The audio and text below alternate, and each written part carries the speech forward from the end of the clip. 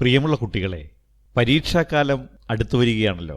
ഈ കാലഘട്ടത്തിൽ നിങ്ങൾ അനുഭവിക്കുന്ന ഒരു പ്രധാന പ്രതിസന്ധിയാണ് പരീക്ഷയുമായി ബന്ധപ്പെട്ട സമ്മർദ്ദം. നിങ്ങളിൽ ചിലരെയെങ്കിലും ഇത് വളരെ മോശമായി ബാധിക്കാറുണ്ട്. പരീക്ഷാ സമ്മർദ്ദം ലഘൂകരിച്ച് പരീക്ഷയെ ശ്രദ്ധയോടുകൂടി നേരിടുകയാണ് നമ്മൾ ചെയ്യേണ്ടത്. പരീക്ഷയെ കടുത്ത പരീക്ഷണമായി നിങ്ങൾ കാണാതിരിക്കുക. പലരും നിങ്ങളോട് പരീക്ഷയെക്കുറിച്ച് പല വിധത്തിലായിരിക്കും പറഞ്ഞിട്ടുണ്ടാവുക. നിങ്ങൾ പരീക്ഷയിൽ ഉയർന്ന മാർക്ക് വാങ്ങിയില്ലെങ്കിൽ നിങ്ങൾക്കിനി ഒന്നും ചെയ്യാനാകില്ല, ഒന്നിനും പറ്റാത്തവനായി നിങ്ങൾ മാറും, ജീവിതത്തിൽ നല്ല ഒരു ജോലി കിട്ടില്ല, പദവി ലഭിക്കില്ല, ഇങ്ങനെ ഒന്നുമില്ലാത്ത അവസ്ഥയിലേക്ക് നിങ്ങൾ മാറും എന്നൊക്കെയുള്ള ചിന്തയാവും പരീക്ഷ എന്ന വാക്ക് കേൾക്കുമ്പോൾ നിങ്ങളിൽ ഉണ്ടാവുക. അതുകൊണ്ട് തന്നെയാണ് നിങ്ങളിൽ പലരും ഓർക്കാൻ പോലും ഇഷ്ടപ്പെടാത്ത ഒരു വാക്കായി പരീക്ഷ മാറുന്നത്. എന്താണ് പരീക്ഷ? ഞാൻ പഠിക്കാൻ ശ്രമിച്ച കാര്യങ്ങൾ ഒരു നിശ്ചിത സമയത്തിനുള്ളിൽ നമ്മളെക്കൊണ്ട് പറ്റുന്ന വിധത്തിൽ കൃത്യമായി ആസൂത്രിതമായി തന്ന ചോദ്യങ്ങൾക്ക് വ്യക്തതയോടെ ഉത്തരമെഴുതുക എന്നതാണല്ലോ പരീക്ഷ. ഓരോരുത്തർക്കും ഓരോ കഴിവും ഓരോ സൂത്രവുമുണ്ട്. അത് വിനിയോഗിച്ചാൽ പരീക്ഷയെ എളുപ്പത്തിൽ ഉത്തരം കണ്ടെത്തുന്ന പരീക്ഷണമാക്കി മാറ്റാൻ നിങ്ങൾക്ക് സാധിക്കും. പരീക്ഷയെ സ്നേഹിക്കണമെങ്കിൽ ഞാൻ എന്തിനാണ് പരീക്ഷ എഴുതുന്നത് എന്നതിന് ഉത്തരം കണ്ടെത്തണം. ഉയർന്ന മാർക്ക് വാങ്ങൽ മാത്രമല്ല പരീക്ഷയുടെ ലക്ഷ്യം. നമ്മുടെ ജീവിത ലക്ഷ്യത്തിലേക്കുള്ള പല വഴികളിൽ ഏറ്റവും പ്രധാനപ്പെട്ട ഒന്നായി നമ്മൾ പരീക്ഷയെ കാണണം. പരീക്ഷയെ സ്നേഹിച്ചുകൊണ്ട് നമുക്ക് മുന്നോട്ട് നീങ്ങാം. ജീവിതത്തിൽ എത്രയോ പരീക്ഷകൾ കഴിഞ്ഞവരാണ് നിങ്ങൾ എഴുതിയിട്ടുള്ള പരീക്ഷകളെക്കുറിച്ച് ആലോചിച്ച് നോക്കൂ. ഇത്രയേറെ പരീക്ഷകൾ എഴുതിക്കഴിഞ്ഞ നിങ്ങൾ അനുഭവത്തിലൂടെ തന്നെ പരീക്ഷയെ നേരിടുന്നത് എങ്ങനെയെന്ന ധാരണ രൂപീകരിച്ചിട്ടുണ്ടാകും. പരീക്ഷയെ വളരെ സ്വാഭാവികമായി നേരിടാൻ കഴിയണം. നമ്മുടെ ദിനചര്യയിൽ പരീക്ഷാക്കാലത്ത് വലിയ മാറ്റങ്ങൾ വരുത്താതിരിക്കുന്നതാണ് നല്ലത്. സമയത്ത് ഭക്ഷണം കഴിക്കുകയും സമയത്ത് ഉറങ്ങുകയും സാധാരണ പോലെ നേരത്തെ ഉണരുകയും വേണം. രാത്രി ഏറെ സമയം വായിച്ച് ശീലമില്ലാത്തവർ പരീക്ഷാക്കാലത്ത് വൈകി ഉറങ്ങുന്നത് തലവേദനയ്ക്കും ശാരീരിക അസ്വാസ്ഥ്യത്തിനും കാരണമാകും. അത് വിലപ്പെട്ട സമയനഷ്ടത്തിന് കാരണമായേക്കാം. മുഴുവൻ പേടിയും പുറത്തു കളയുക, മനസ്സിനെ സ്വതന്ത്രമാക്കുക. എനിക്ക് നന്നായി പരീക്ഷ എഴുതാനാകുമെന്ന് മനസ്സിനെ ആവർത്തിച്ച് ബോധ്യപ്പെടുത്തുക. പഠനത്തിനായി പരീക്ഷയ്ക്ക് മുമ്പ് ഒരു ടൈം ടേബിൾ തയ്യാറാക്കുക. പരീക്ഷയ്ക്ക് അവസാന മിനുക്കുപണികൾ നടത്താനുള്ള കുറഞ്ഞ സമയമേ നമ്മുടെ പക്കലുള്ളൂ. അതിനാൽ സമയം നഷ്ടപ്പെടുത്തുകയേ അരുത്. പക്ഷേ ആവശ്യത്തിന് വിശ്രമവും വിനോദവും ഒക്കെ വേണമെന്നുള്ളത് മറക്കരുത്. പ്രയാസമുള്ള വിഷയങ്ങൾ പഠിക്കാൻ കൂടുതൽ സമയമെടുക്കണം. അവ നേരത്തെ തന്നെ പഠിച്ചു തീർക്കുന്നത് ആവശ്യമായ സംശയ പൂർത്തീകരണത്തിന് അവസരം നൽകും. ഓരോ വിഷയങ്ങൾക്കും ആവശ്യമായ ഇടവേളയും നൽകാം.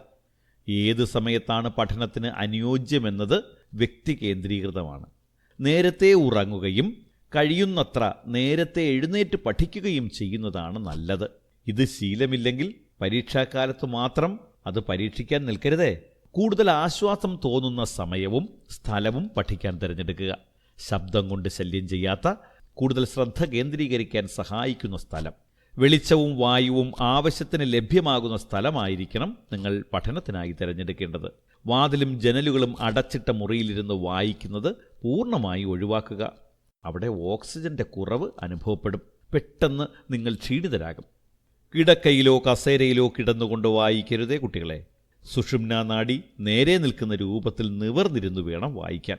പഠനത്തിന് ആവശ്യമായ സാമഗ്രികൾ, അതായത് പേന, പെൻസിൽ, നോട്ട്ബുക്ക്, കുറിക്കാൻ പേപ്പർ തുടങ്ങിയവയെല്ലാം വായന തുടങ്ങുന്നതിന് മുമ്പ് സമീപത്ത് ക്രമീകരിച്ചു വയ്ക്കുക. ഓരോന്നും അന്വേഷിച്ചു പോകുന്നത് സമയനഷ്ടമുണ്ടാക്കും. ആവശ്യത്തിന് കുടിവെള്ളം വായനാമുറിയിൽ ഒരുക്കി വയ്ക്കാൻ നിങ്ങൾ ഒരിക്കലും മറക്കരുത്. സമവാക്യങ്ങളും ചിത്രങ്ങളും പ്രധാന പോയിന്റുകളും വളരെ ചുരുക്കത്തിൽ നോട്ട് കുറിക്കുക. മുഴുവൻ പേജുകളും ആവർത്തിച്ചു വായിക്കാതെ കുറഞ്ഞ സമയം കൊണ്ട് റിവിഷൻ പൂർത്തിയാക്കാൻ ഈ കുറിപ്പ് നിങ്ങളെ ഉറപ്പായും സഹായിക്കും. നന്നായി ഉറങ്ങുക. പ്രത്യേകിച്ച് പരീക്ഷയ്ക്ക് തൊട്ടു മുമ്പുള്ള രാത്രി ഏറ്റവും കുറഞ്ഞത് 6 മണിക്കൂറെങ്കിലും ഉറങ്ങണം. ഇത് പരീക്ഷയിൽ കാര്യമായ മെച്ചമുണ്ടാക്കും. മനഃപ്പാഠ രീതി നിങ്ങളെപ്പോലെ ഇപ്പോഴുള്ള കുട്ടികൾ സ്വീകരിക്കാറില്ല.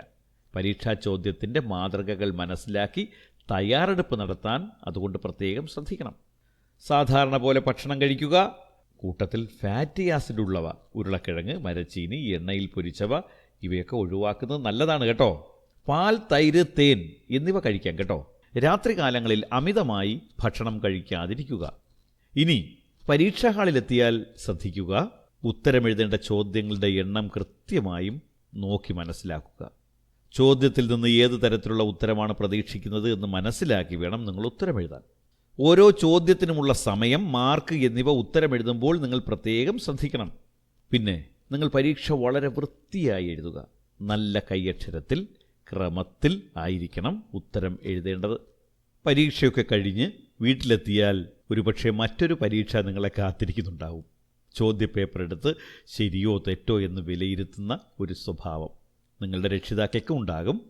ഇതൊരിക്കലും ഗുണം ചെയ്യില്ല. പരീക്ഷ കഴിഞ്ഞാൽ മാർക്ക് കൂട്ടി നോക്കുന്ന പ്രവണത വേണ്ട. അടുത്ത പരീക്ഷയിൽ ശ്രദ്ധിക്കുകയാണ് നിങ്ങൾ ചെയ്യേണ്ടത്. സൂക്ഷ്മമായി ക്വസ്റ്റ്യൻ പേപ്പർ വിലയിരുത്തുന്നത് എല്ലാ പരീക്ഷയും കഴിഞ്ഞതിന് ശേഷം മതിയാകും.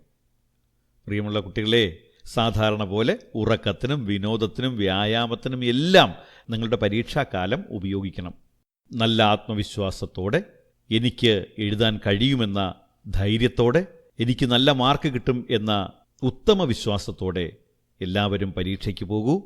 എല്ലാവർക്കും നല്ല മാർക്ക് കിട്ടട്ടെ. വിജയാശംസകൾ.